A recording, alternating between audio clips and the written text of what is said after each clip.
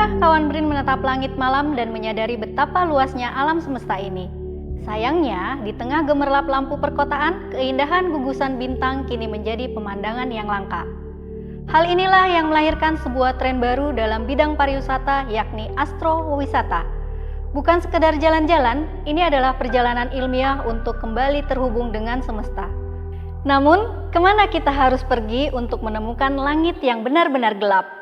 Dan bagaimana fenomena ini bisa membantu kita memahami semesta sekaligus menggerakkan ekonomi lokal?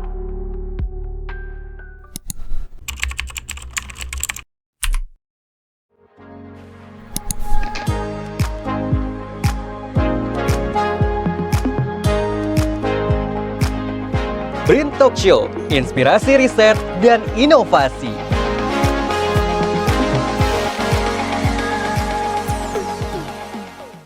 Halo kawan Brin, kembali di Brin Talk Show bersama saya Karlina Gusmarani. Hari ini kita akan mengupas tuntas tema yang sangat menarik, yaitu astrowisata, menjelajah langit, memahami semesta. Telah hadir bersama kita Dr. Anda Clara Yonoyatini MSc, peneliti ahli utama dari Pusat Riset Antariksa Brin. Selamat datang Bu Clara, apa kabar? Baik, alhamdulillah sehat. Sehat. Sudah siap bertemu dengan kawan Brin ya Bu? Oh, tentu siap. Baik. Bu Clara, belakangan ini istilah astrowisata atau astrotourism semakin sering kita dengar. Sebenarnya apa sih yang dimaksud dengan astrowisata ini dan mengapa tren ini bisa berkembang begitu pesat belakangan ini? Kalau kita bicara mengenai astrowisata, ini ada dua kata ya, ada astro dan wisata. Kalau astro itu tentu terkait dengan astronomi, jadi sesuatu tentang langit begitulah. Dan kemudian wisata, ya seperti kita tahu pariwisata seperti itu. Jadi kalau kita gabungkan astrowisata itu eh, pariwisata minat khusus gitu, yang berfokus pada pengamatan langit malam dan benda-benda astronomi.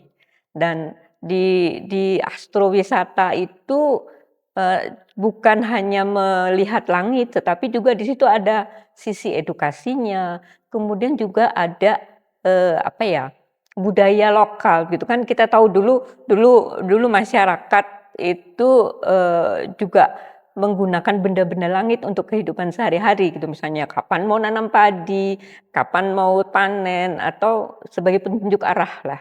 Nah, jadi astrowisata itu merupakan satu penggabungan antara pengamatan, kemudian ada edukasinya, dan kemudian ada budaya lokalnya. Jadi itu yang kita sebut astrowisata. Menarik sekali ya Bu Clara. Oh iya Bu, jika melihat wilayah Indonesia, daerah mana saja yang memiliki potensi terbaik untuk dikembangkan sebagai destinasi astrowisata ini? Kalau di Indonesia, syarat utama astrowisata itu kan sebetulnya harus di daerah yang langit cerahnya itu persentasenya besar begitu ya. Nah, kalau kita lihat di Indonesia ini umumnya ada di Indonesia bagian timur, tapi tidak semuanya ya. Yang paling baik mungkin di daerah Nusa Tenggara Timur, karena memang di sana persentase langit cerah itu cukup besar, sehingga eh, curah hujan juga kecil, dan itu merupakan tempat yang baik untuk kita melakukan pengamatan malam tentunya ya. Iya. Lalu apa saja kriteria geografis atau atmosferis yang harus dipenuhi oleh suatu daerah agar ideal untuk pengamatan langit malam ini, Bu? Mungkin syaratnya yang pertama tentu areanya terbuka ya, jadi tidak banyak pohon gitu, karena kalau banyak pohon tentu kita terhalang gitu untuk mengamati langit. Jadi yang pertama tidak banyak pohon, bukan tidak banyak pohon, di area terbuka maksud saya. Dan kemudian aksesnya mudah ke sana, karena kalau kita mau ke daerah itu kemudian aksesnya sulit gitu, mungkin orang juga malas begitu ya. Jadi harus disiapkan juga aksesnya. Itu dari sisi geografis, dan juga jangan di tempat yang banyak penduduk gitu ya, karena kalau banyak penduduk tentu mungkin ada banyak aktivitas yang bisa mengganggu kondisi langit. Itu dari sisi geografis. Kalau dari sisi astronomis itu tadi, jadi langit cerahnya, persentase langit cerahnya banyak, dan satu lagi yang penting adalah langitnya gelap.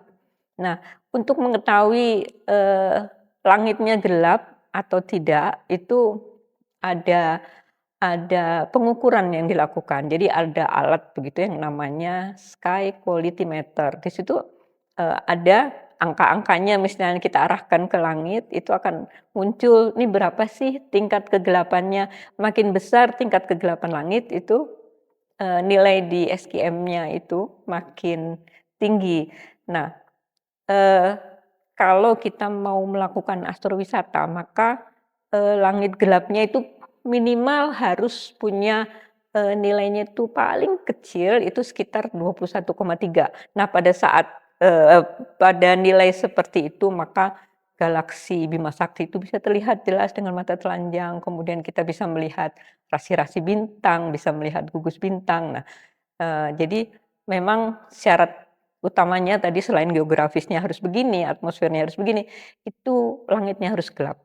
Jadi syarat-syarat ini berkesinambungan, Iya begitu ya betul Bu betul, ya? jadi harus, terintegrasi begitulah. Mungkin bila ada kawan BRIN yang masih awam, tetapi sangat ingin mencoba melakukan astrowisata secara mandiri, apa saja bekal dasar yang perlu dipersiapkan? Apakah harus langsung punya teleskop seperti itu, Bu? Kalau kita bicara astrowisata mandiri mungkin maksudnya stargazing begitu ya, melihat langit begitu ya, karena kalau astrowisata itu, satu konsep yang lebih besar. Jadi kalau misalnya ada seseorang ingin menikmati langit, ingin mengamati langit itu harus punya teleskop sih, yang penting dia bisa mencari, daerah yang tadi langitnya gelap, kemudian saat itu cuacanya sedang cerah. Nah, mungkin yang paling menarik bukan, yang lebih menarik kalau dia punya, peta langit. Nah, kalau kita punya peta langit gitu, pas kita lihat bintang gitu di atas, kita akan tahu, "Oh, itu ada planet Jupiter, oh ini ada rasi Scorpio, ini, misalnya, planet Mars, ini bintang apa," gitu. Itu akan bisa kelihatan dari peta langit itu. Nah, itu akan jauh lebih menarik ketika kita mengamati langit, karena kita bisa tahu, "Oh, ini bintang apa," begitu. Jadi, saya kira itu. Kemudian kalau punya teleskop, itu mungkin lebih menarik karena kalau kita melihat dengan teleskop, misalnya kita arahkan ke planet Jupiter begitu ya, kita bisa melihat, strukturnya Jupiter, kan di Jupiter tuh terkenal ada badainya begitu, nah itu kita bisa melihat. Kemudian kita juga bisa melihat satelit-satelitnya Jupiter. Ada beberapa gitu, nah yang paling besar tuh, ada 4 satelit yang terkenal, itu bisa kita lihat. Kemudian kita juga bisa melihat cincinnya Saturnus, itu kalau kita menggunakan teleskop. Tapi, kalau tidak ada teleskop juga tidak apa-apa, karena kita, bisa melihat langit dengan baik, kemudian ada sky map, kita bisa tahu bintang ini, bintang itu. Saya kira itu sudah cukup gitu. Baik, Ibu tadi menyampaikan terkait dengan akan lebih baik jika memiliki peta langit. Nah, di manakah kawan BRIN bisa menemukan peta langit tersebut, Bu? Peta langit itu kalau yang dalam bentuk hard copy gitu, mungkin di Observatorium Bosca ada, atau mungkin di toko online juga ada lah ya. Tetapi kalau tidak, kita ada, perangkat lunak khusus yang free, mungkin bisa dicari di Play Store atau apa begitu, namanya Sky Map. Nah, itu bisa diunduh dan kemudian kita bisa gunakan, yang penting itu ada internet ya, ketika kita menggunakan peta langit yang kita unduh tadi. Nah, kalau memang sulit sekali internet di situ, ya itu tadi kita gunakan hard copy-nya, itu kita bisa bawa-bawa. Karena di situ, di peta langit itu ada misalnya posisi kita di mana, kemudian jam berapa gitu, nanti kita atur dan kemudian kita cocokkan begitu dengan apa yang kita lihat di langit. Dari situ, oh ini bintang apa itu kita akan tahu. Baik, Bu Clara, di tengah pembangunan wilayah yang masif, tentu ada ancaman polusi cahaya. Bagaimana strategi untuk menjaga wilayah-wilayah langit gelap ini? Jadi kalau dari sekarang yang sedang berkembang, untuk menjaga langit gelap itu, ada strateginya, yaitu menjadikan wilayah tersebut sebagai taman langit gelap. Nah, taman langit gelap itu tentu tidak tidak, semata-mata kita tentukan, "Oh, ini taman langit gelap," gitu, tetapi ada sertifikasinya. Jadi ada badan khusus yang namanya International Dark Sky, itu yang akan memberikan sertifikasi pada daerah-daerah yang apa, memang, bertujuan untuk menjadikannya sebagai taman langit gelap.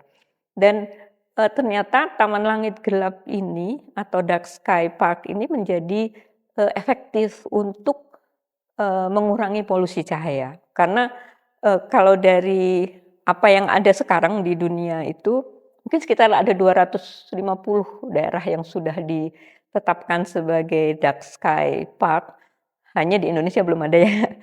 Nah, dan mereka mendapati bahwa dengan penetapan itu mereka bisa mengurangi, polusi cahaya, bahkan polusi cahaya itu perkembangannya itu hampir nol, jadi sangat baik. Nah, selain kita menetapkan itu sebagai taman langit gelap, itu bisa juga dengan mengeluarkan regulasi-regulasi lah ya tentang bagaimana penggunaan cahaya. Jadi jangan sampai cahaya itu, memancar ke atas dan sebagainya. Itu mungkin strateginya seperti itu. Menghadapi tantangan polusi cahaya tersebut, bagaimana peran BRIN, khususnya Pusat Riset Antariksa dalam mendukung perlindungan serta pemetaan ekosistem astrowisata nasional? Ya, jadi kalau di BRIN itu kita perlu melakukan, pemetaan wilayah, jadi kita menentukan mana sih daerah yang bisa dijadikan astrowisata dan kemudian, dari situ kita bisa mengusulkan untuk membuat kebijakan-kebijakan mengenai regulasinya mau seperti apa. Jadi misalnya pengaturan, cahaya, pengaturan pembangunan di situ, misalnya, rencana tata ruang wilayah daerah itu seperti apa, itu kan harus kita perhitungkan juga. Nah, dari situ kemudian kita bisa mendorong pemerintah daerah untuk mungkin juga pemerintah pusat untuk mengeluarkan, peraturan mengenai itu tadi pencahayaan, kemudian, tata ruangnya seperti apa. Nah, mungkin BRIN dalam kerangka ini hanya memberikan, kalau untuk terkait regulasi ya, mungkin memberikan masukan kepada pemerintah karena mungkin regulasi itu kan urusan pemerintah ya. Iya, itu. Seperti kita tahu ya Bu, BRIN sedang membangun Observatorium Nasional Timau di NTT. Apakah fasilitas riset yang canggih ini juga dirancang untuk bisa diakses sebagai eduwisata bagi masyarakat luas?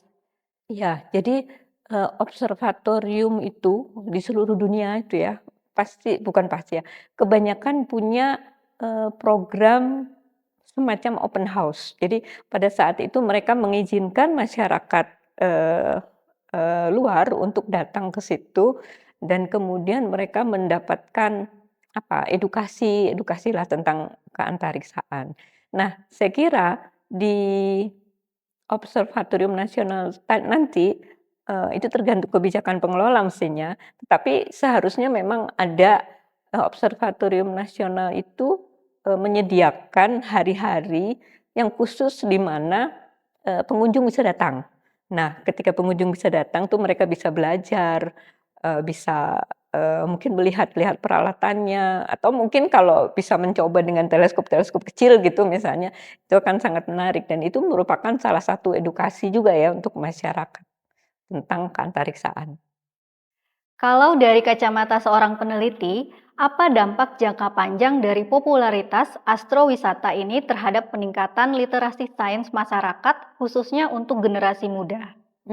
Saya kira dampak astrowisata itu, banyak sekali begitu ya, mungkin, bisa menjangkau ke masyarakat.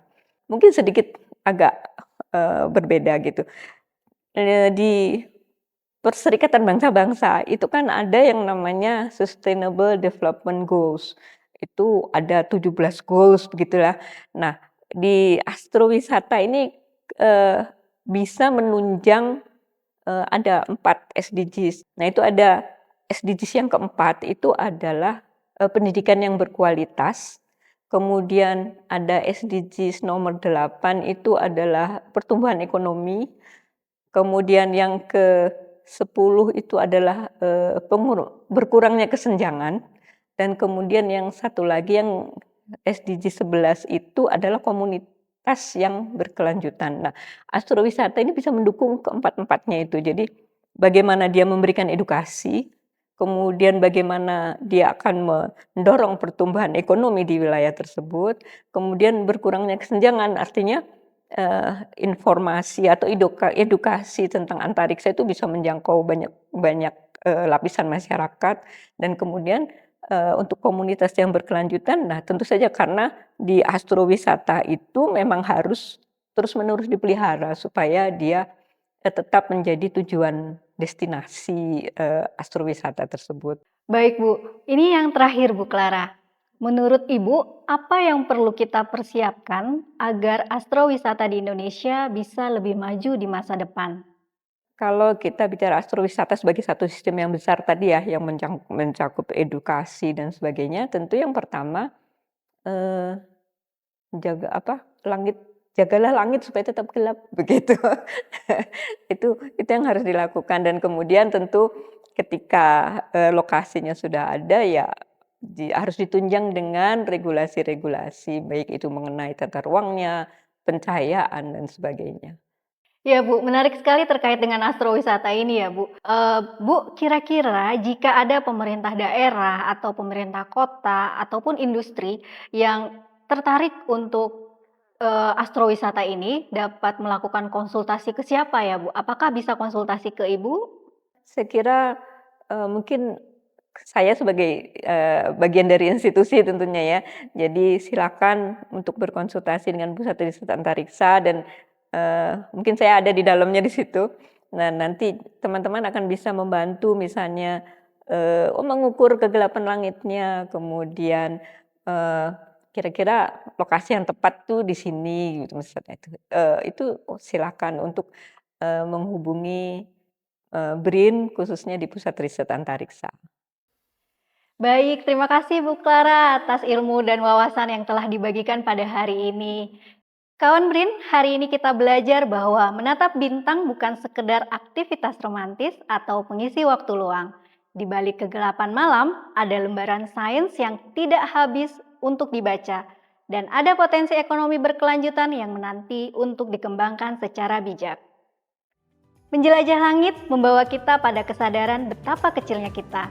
Namun sekaligus betapa beruntungnya kita diberi kemampuan untuk memahami semesta. Terima kasih kawan Brin atas kebersamaannya. Saya Karlina Gusmarani, pamit undur diri. Sampai jumpa di talk show berikutnya. Salam riset dan inovasi untuk negeri. Terima kasih Bu Clara sudah bersama menjadi